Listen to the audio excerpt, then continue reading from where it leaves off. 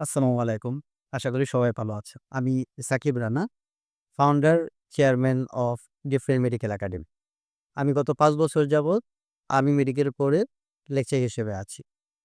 এরই বড় একটা অংশ চিকিৎসার জন্য বিদেশমুখী হচ্ছেন। সরকারি হিসেব অনুযায়ী ৭ লাখের বেশি মানুষ গত ২০২৩ সালে বিদেশে গিয়েছেন চিকিৎসার জন্য। প্রকৃতপক্ষে সংখ্যাটা আরও বেশি। ১৭,০০০ কোটি টাকার চাইতেও বেশি খরচ হয়েছে চিকিৎসার জন্য বিদেশে। এই পরিসংখ্যানটা আমাদের দেশের স্বাস্থ্য ব্যবস্থার জন্য হুমকি স্বরূপ। আমি বেশ কিছুদিন ব্যাঙ্গালোরে অবস্থান করার কারণে তাদের এবং আমাদের চিকিৎসা ব্যবস্থার মধ্যে বেশ কিছু পার্থক্য উপলব্ধি করতে পেরেছি।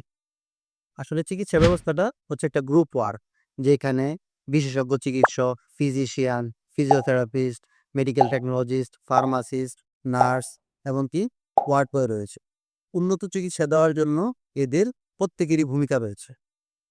সবগুলো ডিপার্টমেন্টকেই উন্নত করার মাধ্যমে ভালো চিকিৎসা প্রদান করা সম্ভব।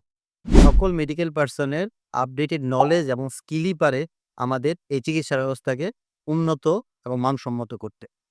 আপডেটেড নলেজ এবং পারফেক্ট মেডিকেল স্কিলের মাধ্যমেই সঠিক মেডিকেল টিম গঠন করাই ডিফারেন্ট মেডিকেল একাডেমির লক্ষ্য, যার মাধ্যমে নিশ্চিত হবে যুগোপযোগী সেবা এবং আর্থিক সমৃদ্ধি।